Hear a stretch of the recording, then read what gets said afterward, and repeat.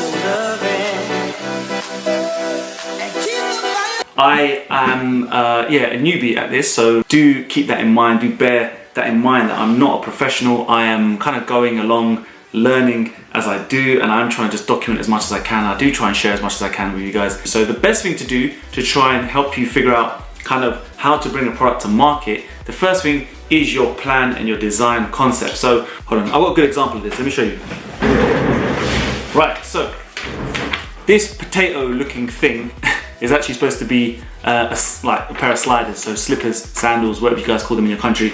This is just a simple kind of design of a Rush Athletics sandal concept. Now, this is where it can start, guys. We've got like loads of different versions with skipping ropes, with apparel. Then you're gonna try and get to, if I take these off, this kind of situation where you then get your sample made, right? So before you kind of even get to this point, you need to kind of get an idea of what kind of materials you need, what kind of composition your product's gonna have, the length, the width, the diameter. You need to get really specific. So then that's when you're gonna create this kind of looking thing, right? So this is basically a more professional design specification or spec that you're gonna then send to a supplier. Now, I'm going through this kind of like willy-nilly, right? But the point being is that the design and the plan concept, it just needs to be, it doesn't need to be super precise, but it just needs to be clear. So that's step number one. Get it down on a piece of paper. Look to kind of get some skills on Adobe or on like, just find a graphic designer that will help you kind of bring it to life a little bit, give you that kind of design spec, and then you're ready to kind of present that to someone to try and create you a sample. Giving you guys some new angles, keeping it interesting. Right, step number two. So number one was all about the design. You've got the spec sheet, you're ready to roll. You've got your sizes, your fits, your cuts, and this is where you need to be really unique, guys. You need to bring something to the market that not only do you enjoy and that you believe in, but it's something that obviously you're gonna create a market around or people are gonna like. So for me, for example, I used to always create my apparel with a long line like finish, because I just love long line t-shirts and hoodies and tops and things like that. I think that they go hand in hand with like what I like to wear.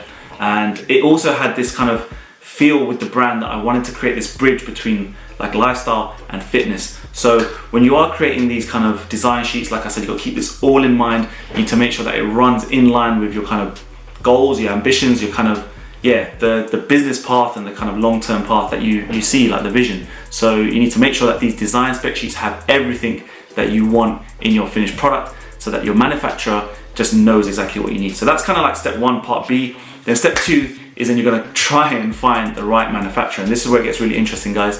This is where a lot of people go wrong. They stick to one manufacturer. And I'll tell you right now, the first tip I can give you is go and find a ton. Go and find as many as you can and basically send this design spec sheet. And this is where you're gonna make inquiries. So use Google, just different websites. There's so many different websites out there where you can start to create your own apparel. Give it to as many people as you can and see what kind of quotes they come back with, see what they can offer you, what their minimum order is. And that's another big thing, is like they're all gonna, most of the time, if you're gonna get, right, another thing you need to bear in mind is the minimum order quantity, so the MOQ. So this is something that's really big with manufacturers. They always, usually have a MOQ kind of specified. So a minimum order of 50 units, 100 units, 1,000 units, whatever it might be. And this is simply because you need to make it worth their while, obviously, to make your logos and kind of like whatever it is, like the time. So you can't just go in there and say, I want 5 units, usually, of this kind of customized t-shirt, whatever. Not many people will do it, and if they do it, the price will be super high. So you need to understand that. The third thing, again, is like you're just gonna have to understand that you're gonna be dealing with different time zones, different types of cultures, different types of people, and you need, why is this chair so creaky? You're gonna have to be messaging out of hours, messaging at some crazy times, and dealing with people that really don't understand your language half the time, and you need to really convey the idea of your design spec sheet. So where we're up to, that's kind of like part two. Part three is just actually finding the right suppliers, getting in touch with as many people as you can, and actually understanding how you need to act and be to get your design ideas across to them, for them ready to kind of create your sample.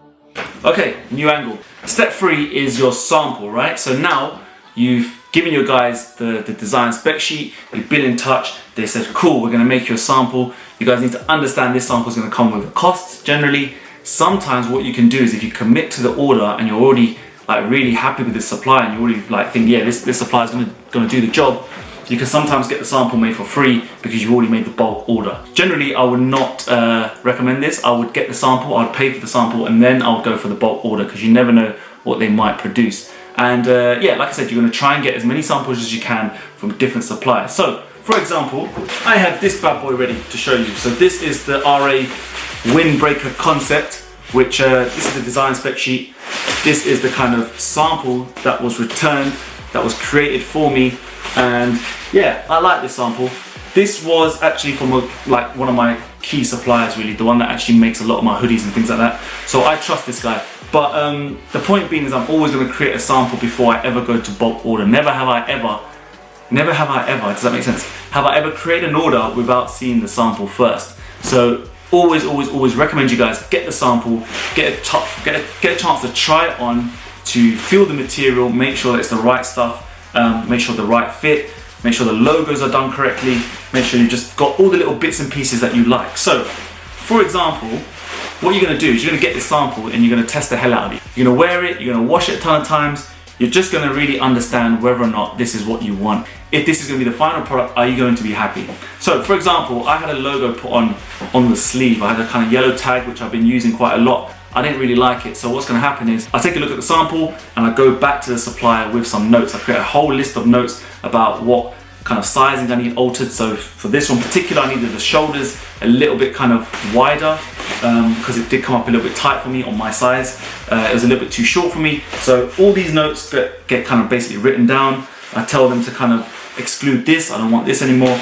And then he'll go back and then he'll get his team together. He'll create the clothing and the garments, whatever it is. We then go over the little bits and pieces, make sure that the fee's right, make sure the MOQ is right, and then yeah, we go and we create this bad boy.